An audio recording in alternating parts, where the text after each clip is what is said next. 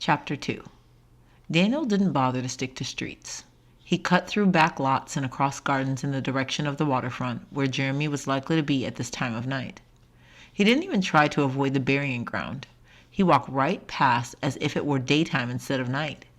He was approaching Derby Wharf when he heard Jeremy's cry. 12 o'clock, Jeremy called. He waited a moment. Then he raised his great rolling sailor's voice, letting it out as if it were a rope and he was seeing how far he could cast it. "And all's well." "All's well, is it?" Daniel muttered. It was the first time that Jeremy Packer had ever made him mad. It was the first time that Jeremy's being a Whig had made any difference to him.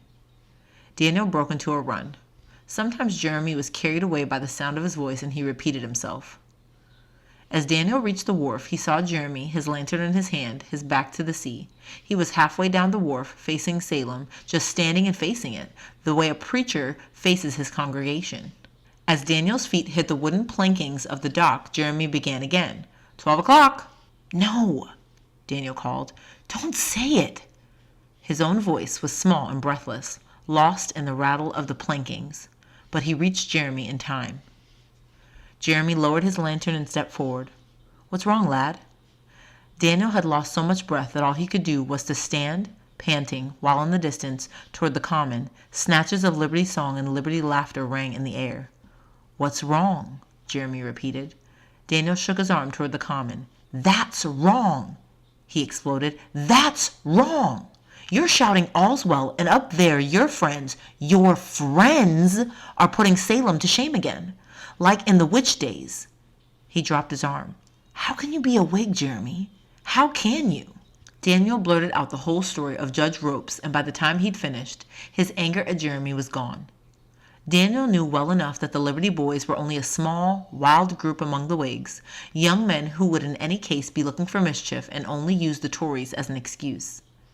Jeremy and Captain Pickering and Mr. Derby, the true sons of Liberty, all of them were embarrassed by the Liberty Boys. But Jeremy wasn't thinking of the Liberty Boys. He was thinking of Judge Ropes. "Poor man," he murmured. "Poor man. Tomorrow we'll have to send him a letter. The self-respecting Whigs, that is, saying we're sorry, saying we appreciate him. That poor man. And his wife, too. And a 1-year-old child in the house." He put his arm around Daniel. "All is not well, after all, is it, lad?" He turned Daniel to face the sea, and the two walked slowly toward the end of the dock. Daniel knew that looking out to sea gave Jeremy comfort. He'd been a sailor for 30 years, and he always said that looking at the sea rested his eyes from the sight of people getting in each other's way. Jeremy sat down on a barrel at the end of the dock and motioned to Daniel to seat himself on another. He reached into his pocket and took out a poke of raisin cookies and the little flask he carried filled with apple cider. Daniel thought that one of the Tilly's cookies was more comfort than the sea, but even as he munched, he tried to find the peace that Jeremy found in the sea. He couldn't.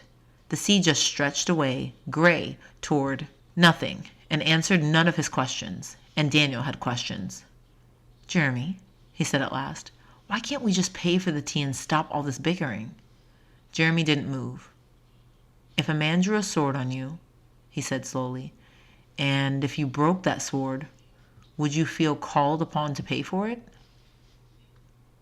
For a moment Daniel felt another flash of anger. Maybe, he wanted to say. Maybe if it would stop the bickering. After all, it was the people, Daniel's age, that were going to be pulled into that bickering. And the bickering could go on and on and on unless someone stopped it. It could go on, using up all of Daniel's youth, spoiling the best years of his whole life. He shivered. Jeremy turned to him sharply. "You're cold, boy. Let's get you home." He stood up, but before leaving, he uncorked his flask, stepped to the edge of the wharf, and held the flask high. "To the king," he said. It was one thing they could agree on. He took a drink, then handed the flask to Daniel, who was standing now too. For a moment Daniel listened to the water lapping against the pilings, and he felt ashamed of himself. Not only for his anger, but for his thoughts. Draping the future in black, that's what he'd been doing. "To the king," Daniel repeated. After all, everyone, Whigs and Tories alike, were loyal to the king. It was only on the authority of Parliament they differed. Deep down, they were all Englishmen as well as Americans. Suddenly it seemed a grand thing to be standing on the end of Derby Wharf at midnight, drinking a toast to the king on the other side of all that water, at the far end of the triangle. He pictured the king sitting on his throne, thinking kindly thoughts about his colonies, already regretting the mistakes Lord North had made. Daniel's heart swelled with pride. The line between Salem and London seemed so short that he halfway wondered if the king couldn't sense there were two people drinking his health on Derby Wharf. One of them a bony 14-year-old boy of middling height, shivering in his greatcoat, the other a burly man bundled up for his night duties with a scarf tied around his head and a three-cornered hat pulled down on top of that. Only the three corners had mostly disappeared, and the hat was shaped more like a squashed pie riding above a pair of bushy gray eyebrows. Daniel put the flask to his mouth and drank. "Jeremy," he said as they started back down the wharf, "I don't want to go home. Let me go on your rounds with you. You're half frozen now, boy. And what would your father say? Does he know you're out?" They were walking past the shed warehouses built on either side of the wharf, and Jeremy was peering in the windows, checking for fire. It was the chief duty of the night watchman, looking for fire and raising the alarm if he found one. "My father's not home. In Boston again, eh?" Daniel knew Jeremy was trying to make his voice sound easy, as if it were only natural for a boy's father to take off for Boston every few days without any real explanation. "He's very friendly with Mr. Blake," Daniel said stiffly. Jeremy grunted. "Maybe he and Mr. Blake are working on something," Daniel suggested. Maybe. Maybe they're working in politics. Maybe with the governor. Daniel had never thought of such a thing before, but as he heard himself say it, he felt better. Jeremy only grunted. "Well, you Whigs are always meeting secretly. I guess the other side can too. Did you leave Sarah asleep?" "She's staying with the widow Ray." Jeremy shook his head. "She's persistent, that widow. Getting in with you folks any way she can, isn't she?" "Yup." Daniel didn't like to think of the widow Ray or any of the other widows in town, the way they hung around his father, saying what he needed was a new wife. "It's not only Sarah she's gone after," he said. "She sicked Peter onto me." Peter Ray, the widow's son, was in Daniel's class in school. An obnoxious specimen if there ever was one. And every time Daniel turned around recently, it seemed Peter was there, toadying up to him. Jeremy chuckled. "Maybe that's why your father goes to Boston. To get away from the widow. I wouldn't blame him." They were on land now, walking slowly, circling. Outbuildings where fires were most likely to start. Every so often Jeremy stopped and sniffed the air. He was always worrying because he couldn't be every place at once and complaining that Salem needed more than one night watchman. "Jeremy?" "Yes, boy?" "You going to let me go with you tonight? I've always wanted to." "What, boy?" "I've always wanted to see Salem through a whole night. I've always wanted to be with you at the North Bridge when dawn comes. You know, when you sing out the hour and say the sun's up and tell the weather." He hesitated. "Maybe there on the North Bridge we could drink another toast to the king." When Jeremy didn't answer, Daniel went on. "I'm warmer now that we're walking. There's no reason. You've got school tomorrow, lad." "I'll be all right." They were going up toward the common. The crowd had evidently dispersed. Some stragglers were still on the streets, others were stopping off at taverns, and a few greeted Jeremy as they passed. A group of rather furtive-looking characters in fishermen's hats swung around the corner and disappeared into the night. "You recognize them?" Daniel asked. "Look like Marbleheaders." "Marbleheaders?" Daniel rolled the word as if it tasted bad in his mouth. "Yeah, Marbleheaders. What are they doing here at this time of night?" But before Daniel had the question out of his mouth, he had jumped at the answer. He looked at Jeremy and knew he was thinking the same thing. Marblehead, the town next door, just across the bay, was not like Salem. It was a rough place, and the Marbleheaders were always causing trouble, trying to prove they were better than Salem folks. They were even claiming that Salem had tried to spread the smallpox to them. "Maybe," Daniel began. "Maybe." He didn't need to say any more. Jeremy nodded. "I bet it would make the judge feel better," Daniel said, "if he knew that a bunch of Marbleheaders were in town tonight." He put his hand on Jeremy's arm. "Jeremy, let's go over there. Let's rouse Miranda. Let's not let the judge go on thinking that it was his own town that turned against him." Jeremy shook his head. "We don't know that for sure, boy. and tomorrow's time enough. On my rounds, I may pick up more information, proof even. Daniel tried not to notice that Jeremy had used the first person singular. I may be able to pick up information, he had said. Not we. Maybe it was a slip of the tongue. Surely Jeremy meant to take him because instead of turning left on King Street, as they would go to Daniel's house, Jeremy was going right toward the Common. Daniel often thought the Common occupied the same place in the town as a kitchen occupied in a house. It was the place where the real living was done. Maybe history was written down in the townhouse, but more often than not it was acted out on the Common. The Salem Common was not like the Common in some small towns, a little bandana of cropped green with only a tree or two, a few benches and a flagpole big enough for a muster only if the men in the last row kept their back ends sucked in. When the militia was reviewed in Salem, only a part of the Common was used. The rest of it went off wild with a whole string of little ponds for boys to fish in, with trysting places for lovers, with berry spots and mushroom patches, and bogs blue with iris in the spring and thick with cattails in the fall. There were hills for sled riding, hidey holes for boys to try out their first tobacco, and walks where sailors could get the feel of the land again. Grown folks complained about the sloppiness of the Common, the mud and the weeds and the tangle of brush, but you wouldn't hear a boy complain. What could be better than a piece of sloppy nature right in the middle of a neat fenced-up town? But it wasn't all fun on the Common. He'd seen the flags flying at half-mast too many times, for captains lost at sea, leaders dead, for bad news from England. Then there was that awful day several years back when a man they called an informer had been tarred and feathered on the militia grounds.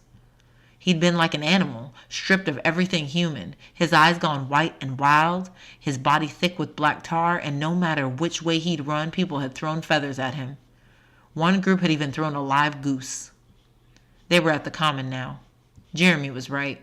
Daniel thought to come here. Perhaps there'll still be someone with news of the Marbleheaders, but there was no one under the chestnut tree where people generally gathered for meetings. At least there was no real person. If Daniel had thought about it, he would have known the celebrants would have left something behind, but Daniel was thinking only of Judge Ropes as he glanced up at the tree. Dangling from one of the branches was a pair of legs. There was no mistaking it. There were boots on the ends of the legs. Jeremy saw it too and raised his lantern. It was an entire body hanging by the neck from a rope, but by Jeremy's lantern it was immediately apparent it was not a real body. A man's clothes had been stuffed with straw and a scarecrow had added.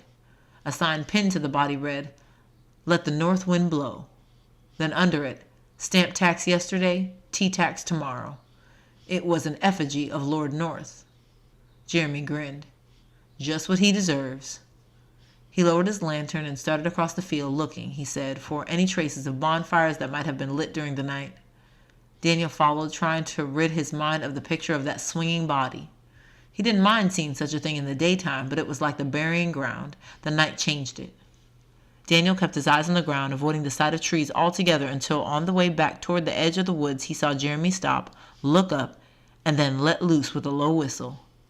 Daniel steadied himself. Not another effigy? No, not this time. Daniel looked up. It wasn't a stuffed body. It was a real body. It was a dead cat hanging from a rope. Tied around its neck was a note. "This cat hangs by a rope in place of a ropes. A pox on all Tories." "Marbleheaders," Daniel whispered. "Maybe. It has to be." Daniel tried to control his shivering so Jeremy wouldn't see. "No man in Salem would do that." Jeremy sighed and handed his lantern to Daniel. "There are mean men in Salem too, you know, boy." He reached into his pocket for a knife to cut down the cat. "And I don't know why you say no man in Salem." Jeremy cut the rope and the body of the cat fell with a thud on the hard ground. "It could be boys. Some of these so-called Liberty boys may be no older than you are." It was a new idea to Daniel. He'd always pictured the Liberty boys as big, strapping 19 and 20-year-olds, some of them even older with records of thievery and the like. "Would you know any of them?" Daniel asked. "I have my suspicions." Jeremy was on his hands and knees, taking the note off the cat and pushing the body under some brush and leaves. He was breathing heavily. "But about this cat," he said. "Hearing about this won't help the judge. Neither he or anyone else will hear about it from me." "Nor from me," Daniel whispered. Jeremy stood up. "Well, I'm going to take you to my house now, boy, and you're going to sleep the rest of the night in a warm kitchen with your brother Jonathan. Daniel started to protest, but he could see that it was no use. I'll leave a note for Hannah as I go by later, Jeremy said, so she won't worry. He squeezed Daniel's arm. I'll take you with me on my rounds another time when it gets warmer. Now that there was no use in pretending to be warm, Daniel gave himself up to the weather. He put his gloved hands over his ears, then over his nose, and finally he put both hands together in the same glove in the hope that one would draw heat from the other. Jeremy quickened his steps, cutting through the common, up Ferry Lane, and west to St. Peter's Church, the church that Daniel went to, on the corner of Prison Street. No danger of fire here, Daniel said. Nothing going on at the church tonight. No? Jeremy raised his lantern. Long fingers of light played up and down the big oak doors, then settled in a pool on the top step. There, in front of the church, almost against the door, was a pile of slops. The lantern held firm. Potato peelings, eggshells, rotten apple cores, chicken feathers, and what smelled like spoiled fish. On the church steps, Daniel whispered. The church steps. Jeremy sighed. It's the Tory church, lad. The Church of England. You know that. Tory church? Daniel jumped up the steps and began kicking the slop into the street. Tory churches? Whig churches? His breath hung on the cold air in little frosted explosions. Is everything to be divided?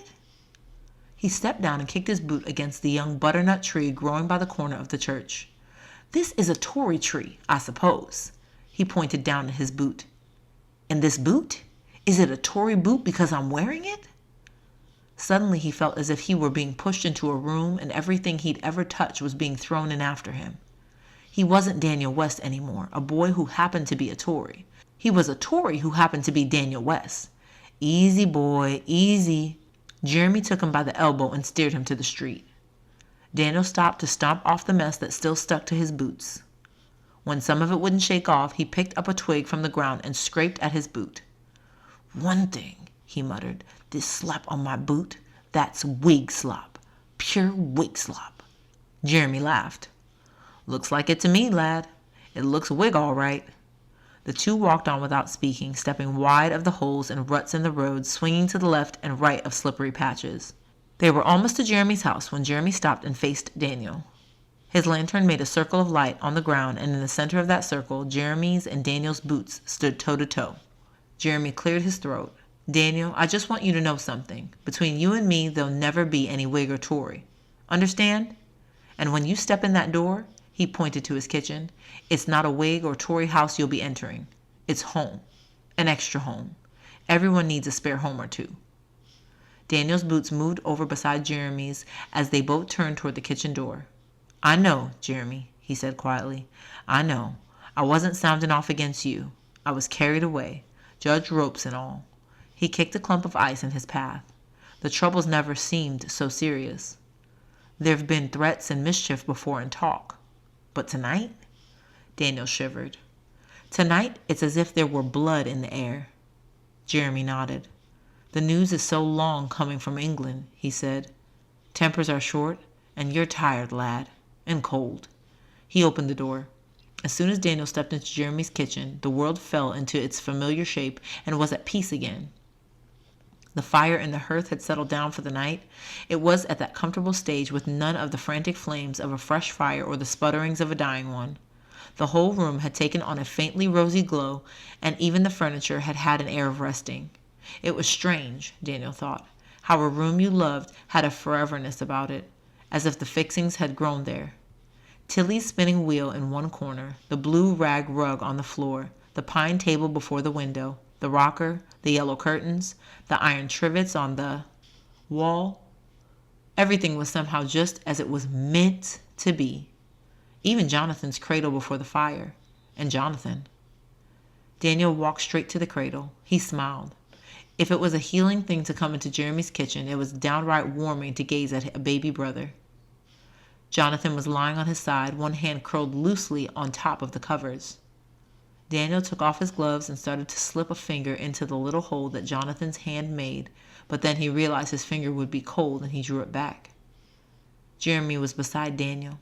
He's going to look like you, lad. Me? Daniel grinned and pushed his hat to the back of his head as he considered Jonathan further. In the midst of his considerations, the bedroom door opened. Tilly put her head around the corner. "Thought I heard voices," she said. "I'll be right out." She closed the door, and when she came out again, she was dressed in a long cotton gown. Her gray hair hung in 2 braids over her shoulder, giving her almost a girlish appearance, which was difficult to get used to. Tilly was not normally girlish looking.